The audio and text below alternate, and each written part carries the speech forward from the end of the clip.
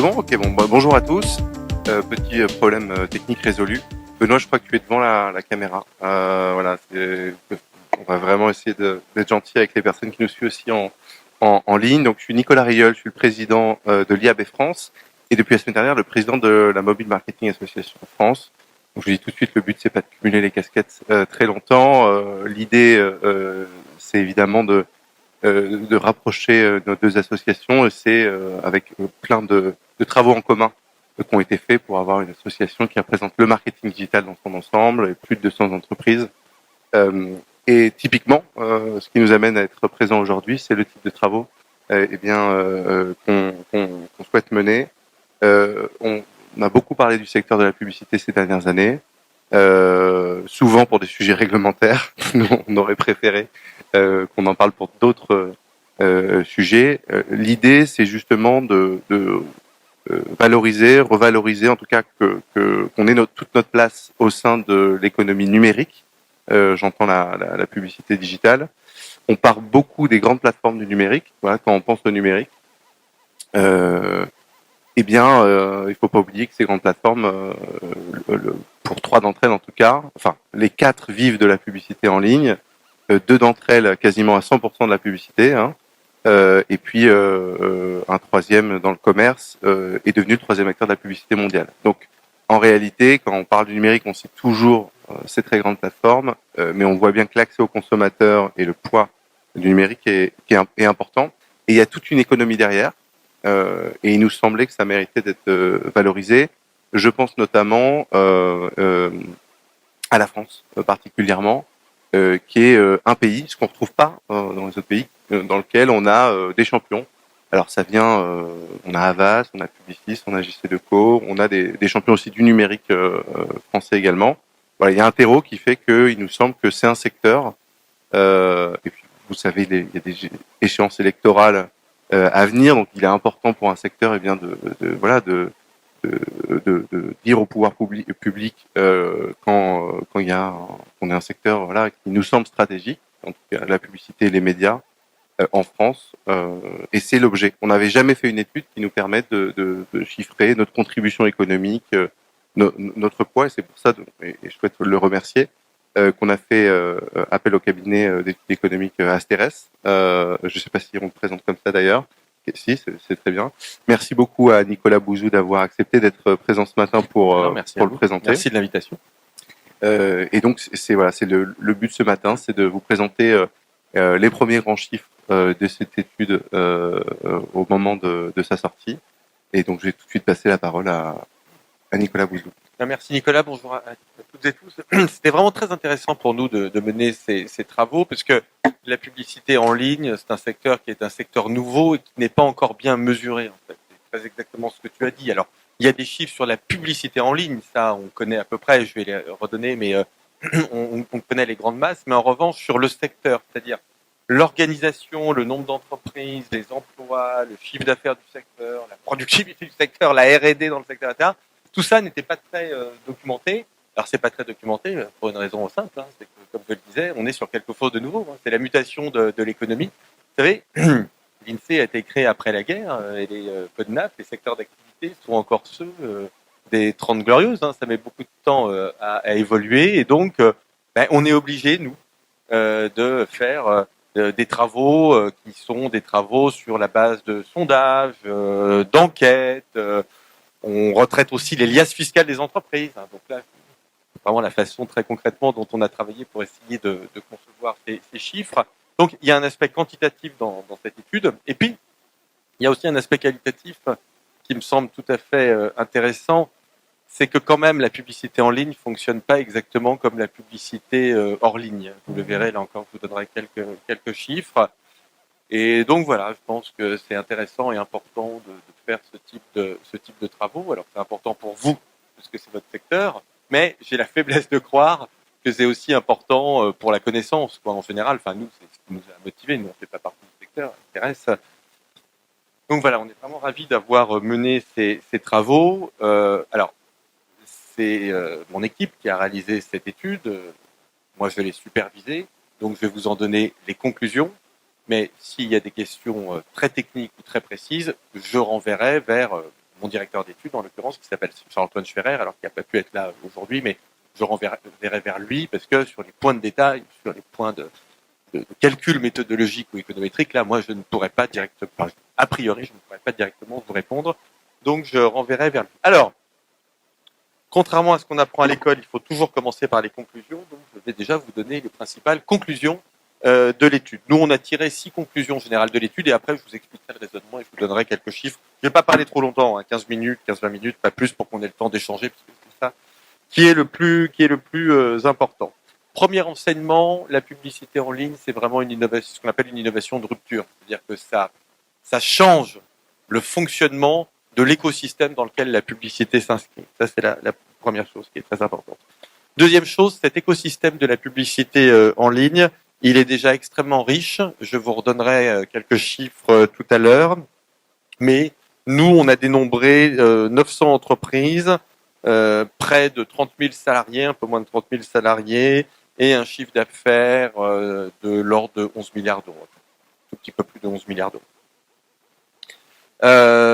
Des investissements très importants en recherche et développement.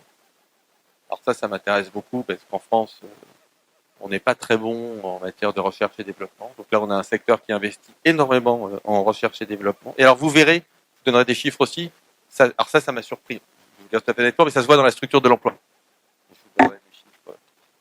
Tout à l'heure, alors là, je suis moins étonné. Quatrième enseignement, la publicité en ligne est l'un des secteurs évidemment les plus dynamiques de l'économie française. On est sur des taux de croissance annuels à 2 chiffres. Cinquième enseignement, alors on a fait un peu d'économétrie, on est quand même des économistes. La publicité en ligne a un impact positif sur la consommation, un impact net positif sur la consommation. Ça, c'est des calculs qui n'avaient jamais été faits. Et dernier enseignement, alors ça aussi c'est important pour des économistes, la publicité en ligne accroît l'accès au marché des annonceurs à la publicité. D'accord ? Et donc ça a un effet sain sur la concurrence. Donc voilà les 6 principales conclusions de l'étude. Alors je vais maintenant entrer un petit peu plus dans les détails. Donc je crois de toute façon qu'on vous enverra que cette synthèse sera disponible assez rapidement. L'étude en tant que telle, on a encore des choses à fiabiliser et à voir. Donc l'étude complète, ce sera pas tout de suite. Enfin, je parle pour toi, pardon. C'est IAB qui décide, c'est pas moi, mais je pense que c'est ça le schéma. Hein. L'étude, on a encore 2-trois choses à fiabiliser, mais en revanche, on va avoir les chiffres que je vous donne là, ils sont à oui, à en gros, disposition. l'étude, les X pages seront disponibles plus tard, et là, c'est la synthèse qu'on a pu sortir avec les chiffres clés Voilà. tout de suite. Mais les chiffres clés que je vous donne ne bougeront pas, oui, ne bougeront qu'à la marge. Donc, le marché de la publicité en ligne. Donc là, je ne parle pas de l'offre, hein, de l'écosystème, je vais venir dans quelques instants, mais le marché en tant que tel. Vous connaissez, je pense, les chiffres. 2019, dernier chiffre disponible, 6,3 milliards d'euros de dépenses. C'est évidemment en très forte croissance. Et si c'est en très forte croissance, c'est pour 2 raisons. La première raison, c'est que la publicité en ligne, bien évidemment, permet d'améliorer le ciblage de la publicité. Donc, c'est un avantage pour les consommateurs qui finalement bénéficient d'une utilité relativement forte de cette publicité, puisqu'elle cible leurs besoins, elle est censée cibler leurs besoins. Et évidemment, c'est aussi un avantage pour les annonceurs qui peuvent avoir, on le verra tout à l'heure, un retour sur investissement de la publicité en ligne qui est supérieur à celui de la publicité hors ligne. Donc ça, c'est la première raison pour laquelle on a ces taux de croissance importants.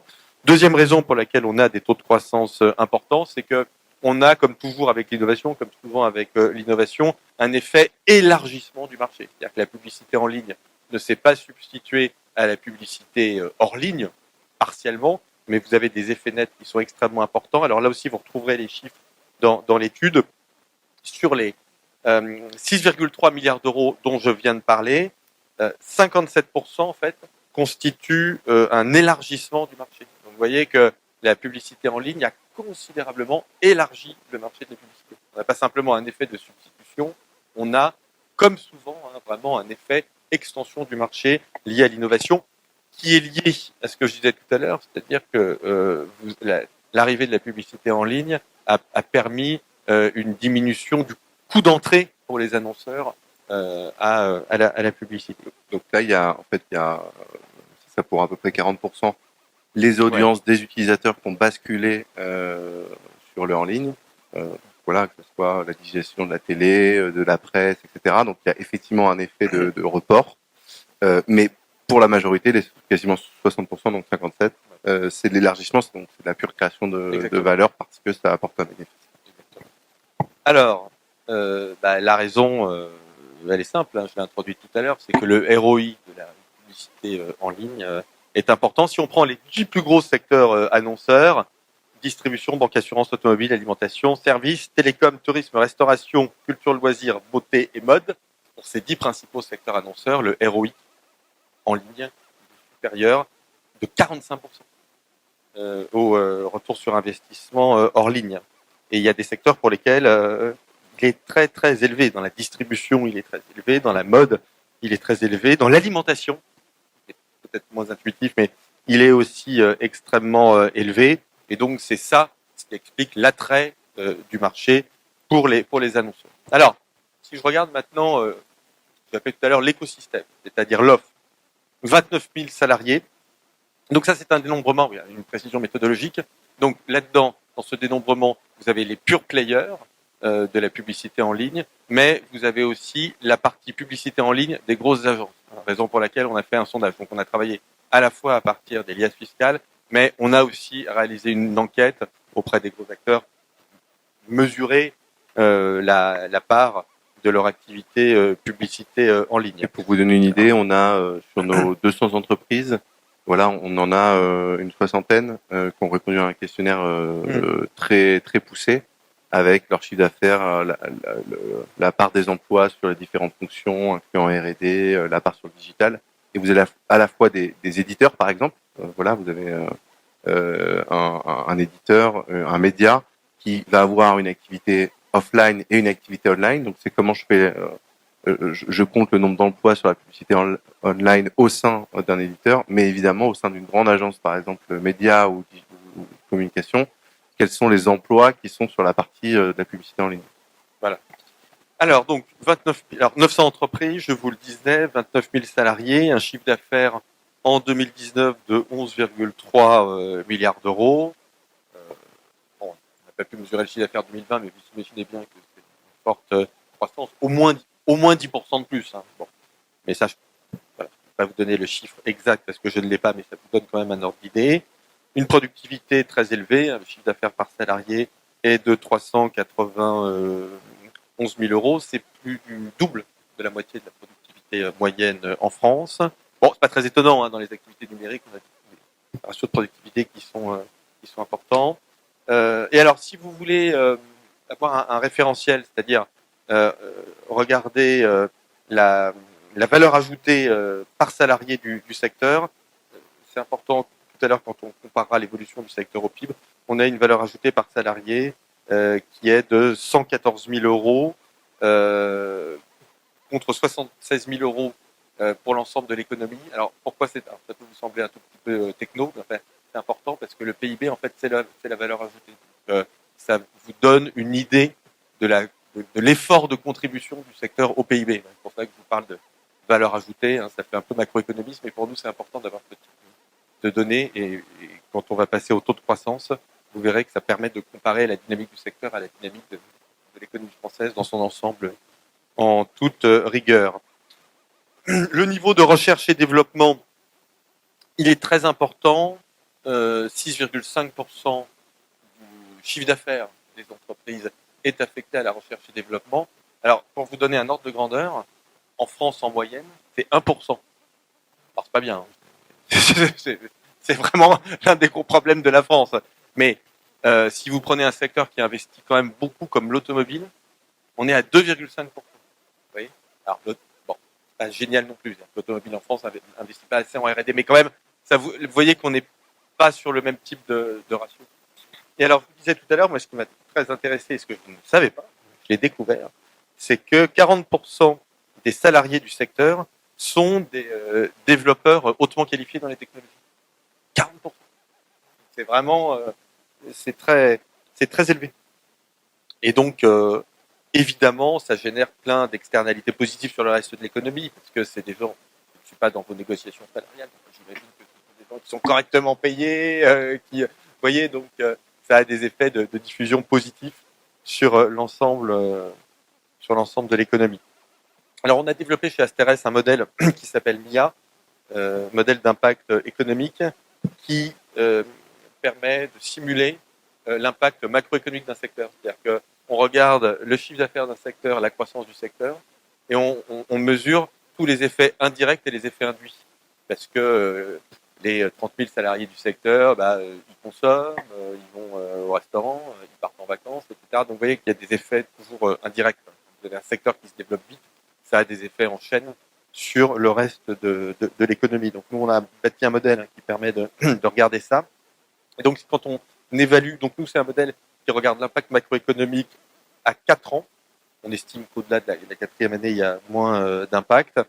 Et donc, nos estimations, c'est que ce secteur génère sur l'ensemble de l'économie en effet indirect et en effet induit. Donc, les effets indirects, c'est tout ce qui est lié aux fournisseurs, aux partenaires du secteur. Et les effets induits, c'est l'impact des dépenses des partenaires, des fournisseurs, de tout l'écosystème.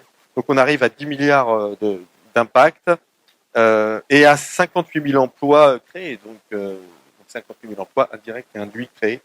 Donc, c'est quelque chose qui est tout à fait significatif. Et c'est lié essentiellement à deux choses. Ces effets multiplicateurs donc, qui sont relativement élevés sont liés à deux choses.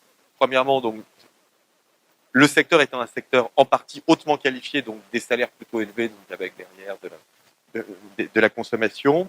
Et puis, un secteur qui dépense des dépenses courantes du secteur qui sont importantes, notamment dans les services, et qui, là encore, évidemment, d'entraînement important sur l'économie.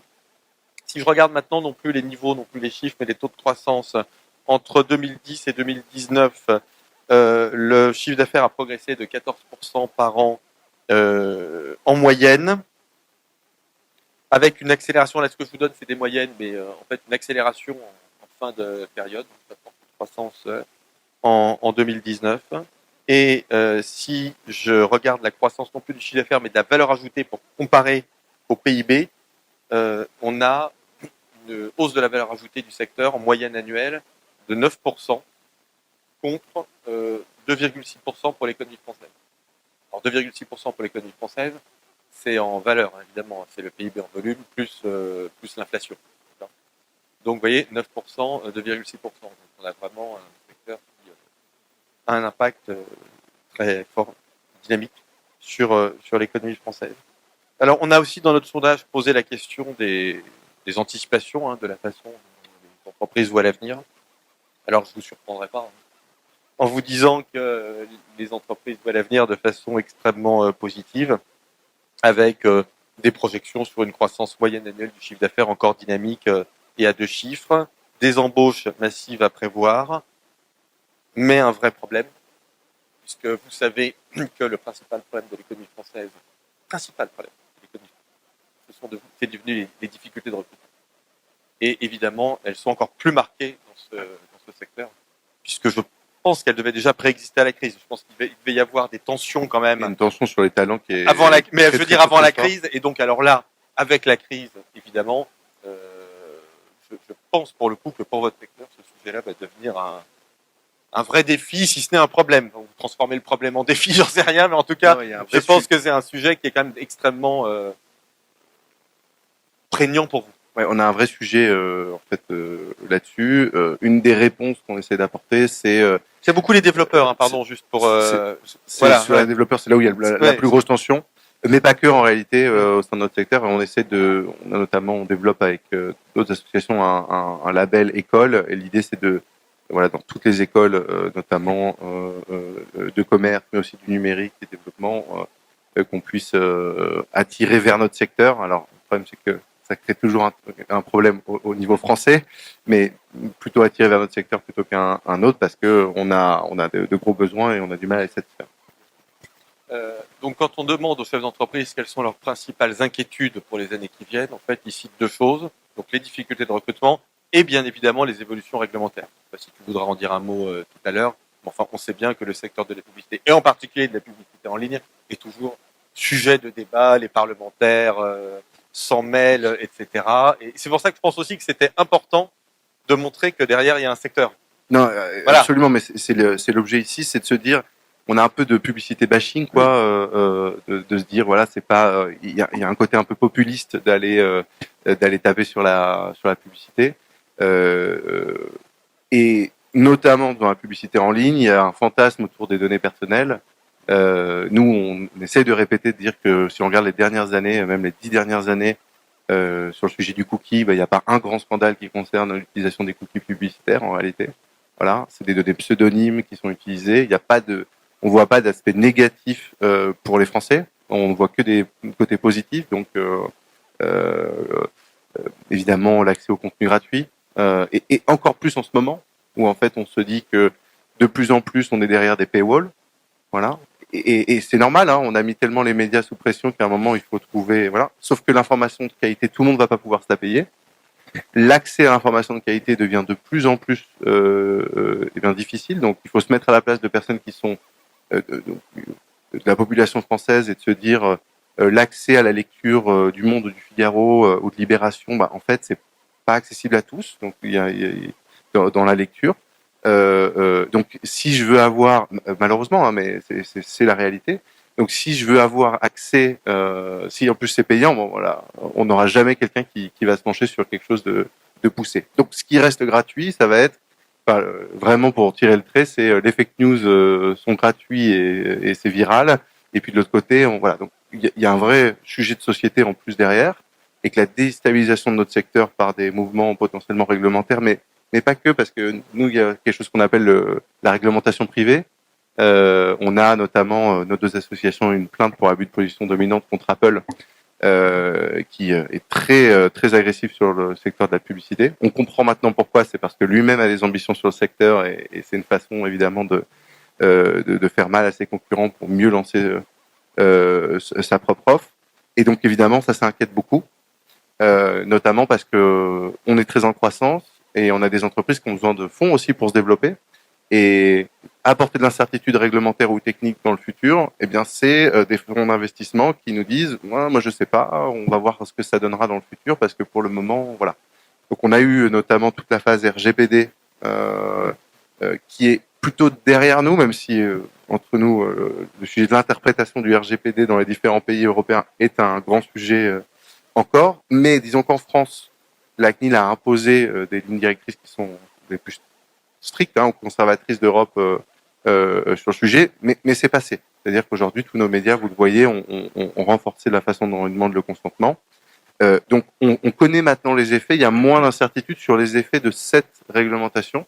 Donc, on peut enfin se pencher vers le futur sur plus sereinement. Par contre, on a des gatekeepers, des grandes plateformes comme Apple, qui eux peuvent apporter encore de l'incertitude, et c'est dommage parce qu'on voit qu'il y a un dynamisme et un enjeu de société qui peut être porté par notre secteur. Alors, un dernier mot sur l'impact de la publicité en ligne sur la consommation. On a mesuré ça, et alors surtout ce qu'on a fait, je crois que ça n'avait jamais été fait, on a regardé l'impact net, c'est-à-dire en prenant en compte l'effet cannibalisation de la publicité en ligne sur la publicité hors ligne. Et on a fait ça par secteur. Honnêtement, je ne suis pas bien placé pour le dire, mais enfin, je suis vraiment ravi qu'on ait pu faire ça, parce que je crois que on regarde toujours en fait l'impact brut, mais dans toute innovation technologique, c'est un mécanisme de destruction créatrice, quoi. Vous avez aussi des théories de substitution. Donc on a regardé ça, et on a travaillé sur l'année 2019, mais il n'y a aucune raison que les chiffres soient très différents en fonction des années. Ce sont des choses qui sont assez structurelles.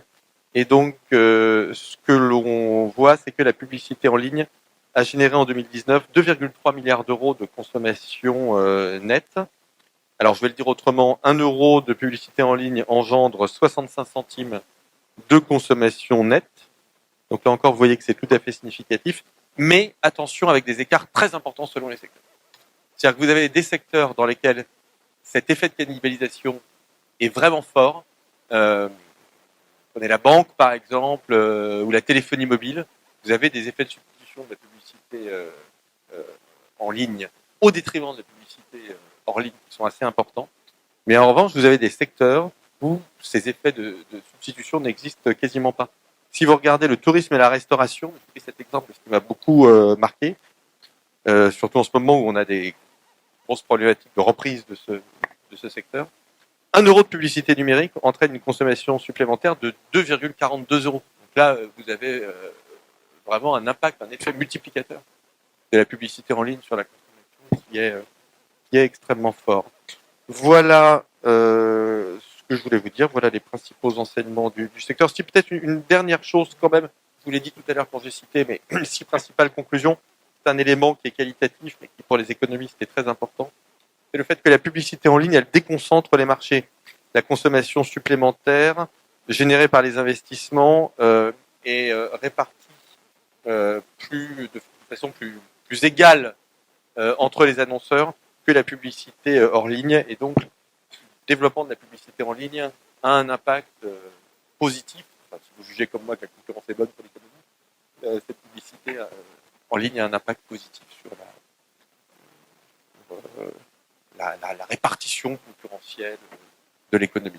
Voilà ce que je voulais vous dire, les principaux résultats de cette étude. J'espère que j'ai été clair. Je ne sais pas si tu veux ajouter quelque chose, et puis après on a un peu de temps pour discuter. Non, oui, l'idée c'est qu'on puisse faire des questions-réponses sur l'étude. Voilà, dans les chiffres, vraiment, il y a beaucoup de chiffres en fait qui sont absolument nouveaux sur notre secteur. Donc voilà, 29 000 emplois, 40% sur des métiers à haute valeur ajoutée, notamment sur les développeurs. On a dit qu'il y avait beaucoup de tensions, mais c'est intéressant. On le retrouvera dans l'étude. C'est 4% des développeurs français sont dans notre secteur. Donc quand on réfléchit à la population active française et qu'on pense aux 29 000 emplois directs, on se dit bon bah c'est pas beaucoup. Mais en fait c'est sur ces métiers-là c'est beaucoup. Les métiers indirects, les effets indirects, donc 57 000 emplois. Donc en fait voilà un secteur en croissance très dynamique avec des métiers à forte valeur ajoutée crée en fait porte l'économie française et a beaucoup d'externalités évidemment très positives. Et puis voilà les 6,5% du chiffre d'affaires qui sont mis sur la R&D, c'est effectivement important quand on le compare au telco, à l'auto ou à la moyenne française. Donc du coup x6 par rapport à la moyenne française, x4 par rapport à l'auto, c'est au-dessus des telcos notamment. On peut imaginer que le secteur des télécommunications est un secteur dans lequel on a de l'ingénierie. Donc voilà, c'était les grands chiffres que j'ai retenus. Donc voilà, l'idée c'est de vous passer la parole pour des questions.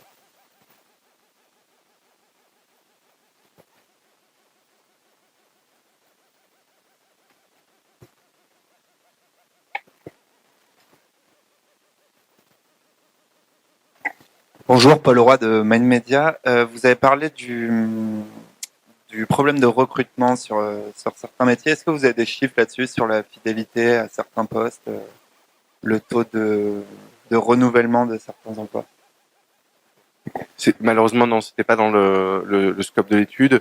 Ce qui est dans le scope, c'est qu'on a interrogé sur les craintes. Et donc les deux qui remontent, il y a une confiance dans le secteur et dans la croissance, mais et sur les deux craintes, c'est les talents.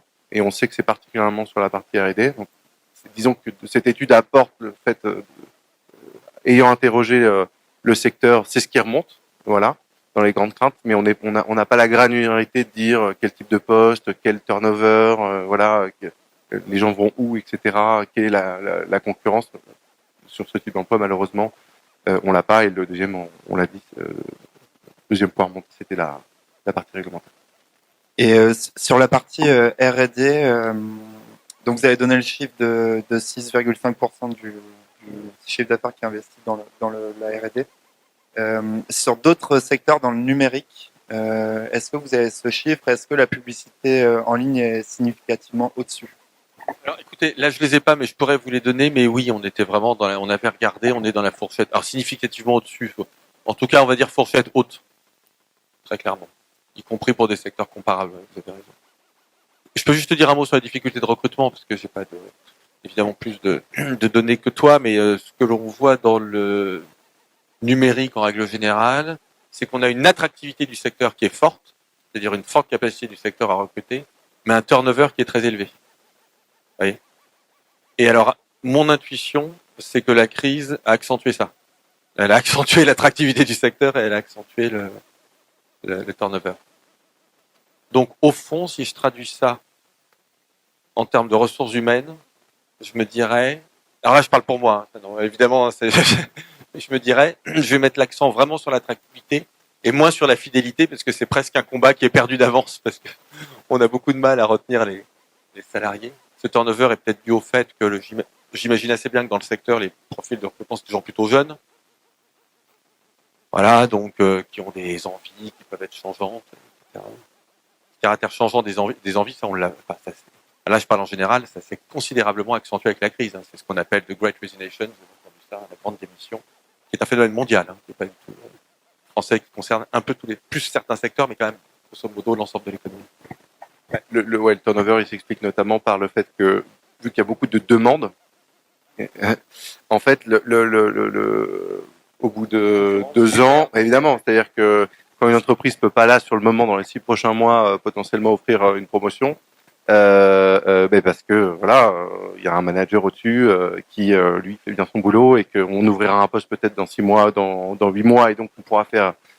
On parle de temps court là. Hein. Déjà, si on se repenche dans d'autres économies, on n'est pas là-dessus. Mais la croissance fait que c'est une habitude de progresser tout le temps. Et donc, quand on peut pas l'offrir, on peut l'avoir chez quelqu'un d'autre. Et c'est du coup l'attractivité d'une autre entreprise. Voilà. Donc c'est ce qui peut aussi expliquer l'attrition. Bonjour, moi j'ai une question sur Pouvez-vous vous présenter? Ouais, Judith Fichet, BNP Paribas. Dans l'économie, dans la croissance induite sur d'autres secteurs, est-ce que vous comptabilisez tout ce qui est aussi la conception, la création, le développement, l'hébergement des sites et des applis? Vraiment la totalité de la filière. Donc oui, c'est pris en compte. Et pour revenir sur le point précédent là, sur les salariés, est-ce que vous avez des données sur l'âge moyen, justement le niveau d'expertise, etc. Non, c'était pas dans le scope de l'étude. Judith, c'était ce sur quoi j'allais rebondir, c'est-à-dire que une étude emploi, je pense qu'il y aurait, on a un énorme sujet que en réalité, et je pense que c'est ton quotidien chez BNP et dans toutes nos entreprises. Ça mériterait effectivement de faire un focus dédié, ce qui n'était pas là le cœur, c'est traité, mais de façon périphérique.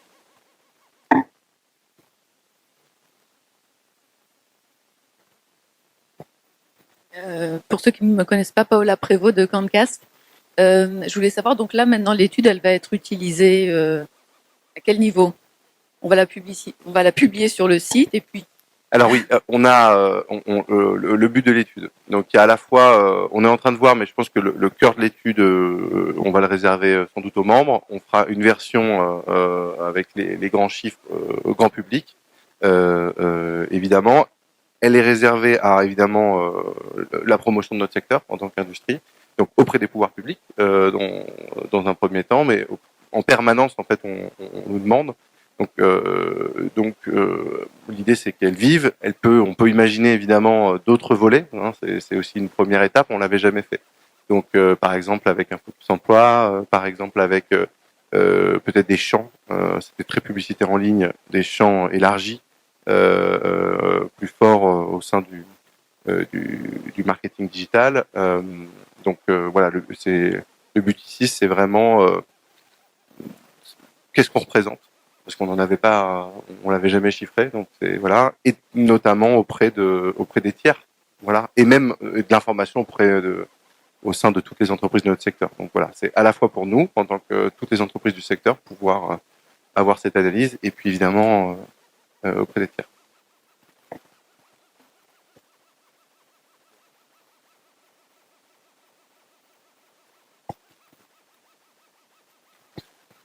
C'est un secteur aussi où il y a beaucoup de concentration, de rachat, de destruction d'entreprises. Est-ce que vous avez des indicateurs là-dessus sur la longévité des entreprises, sur le rapport création-destruction d'emplois? Non, ça on l'a pas mesuré. Vous avez forcément raison parce que le secteur est relativement jeune, avec beaucoup de création d'entreprises. Donc, alors je peux vous faire une réponse d'ordre général. Il faudrait qu'on investigue, mais le taux de défaillance d'entreprise d'un secteur, il est lié à l'âge moyen des entreprises. Donc, à partir du moment où on peut imaginer qu'il y a pas mal de nouveaux entrants sur ce marché, en effet, on peut imaginer un taux de défaillance d'entreprise qui soit relativement important. Or, cela dit, les taux de défaillance de 2020 veulent rien dire. Comme vous savez. Puisqu'il n'y a plus de faillite grâce à la donc, c'est vrai. Donc, autant je veux vous pousser à la consommation, mais là, cette étude-là, faudra peut-être attendre 1 ou 2 ans pour la faire. Moins de faillites en 2020 qu'en temps normal. Ah oui, je pensais que donc c'est sous perfusion plus. Du coup. Il y a d'autres questions dans la salle. Très bien, bah écoutez, un mot, Nicolas. Moi, je suis très soucieux du fait que on prenne des politiques publiques, des politiques économiques qui soient rationnelles. Après, il y a le débat politique, mais je pense qu'il faut qu'on offre des outils de connaissance. Et là, je pense que c'est ce que vous avez fait. Après, on continuera d'avoir tout un tas de débats publics, parlementaires sur la publicité en ligne. Et je pense que c'est très important de faire cette pédagogie, parce que ce sont quand même des secteurs, enfin, j'espère que ça se voit dans l'étude, mais les mécanismes économiques sont quand même des mécanismes assez nouveaux. Les business models, les mécanismes de croissance des entreprises, etc. C'est des choses auxquelles on ne connaissait pas il y a encore 20 ans. Donc il y a un énorme effort d'évangélisation à faire à ce niveau-là. Et ben voilà, j'espère que ce type de travaux y contribue. Absolument, c'était tout l'enjeu. Donc merci beaucoup d'être venu ce matin, Nicolas Bouzou, et merci également à vous d'être venu en présentiel. Merci à ceux qui nous suivent également en ligne. Donc on aura cette version qui sera diffusée d'ici la fin de la semaine qu'on enverra aux journalistes par contre dès maintenant tout de suite. Ensuite disponible pour tous nos membres avant la fin de la semaine de la MMA et de l'IAB. Et puis une version plus complète sur laquelle nous on a eu déjà une first view qui est le dossier complet de l'étude. Et là on va voir si on le rend public ou si on le réserve seulement aux membres et au pouvoir public. Ça sera à nous d'en décider. Donc voilà, merci à tous et je vous souhaite une bonne matinée.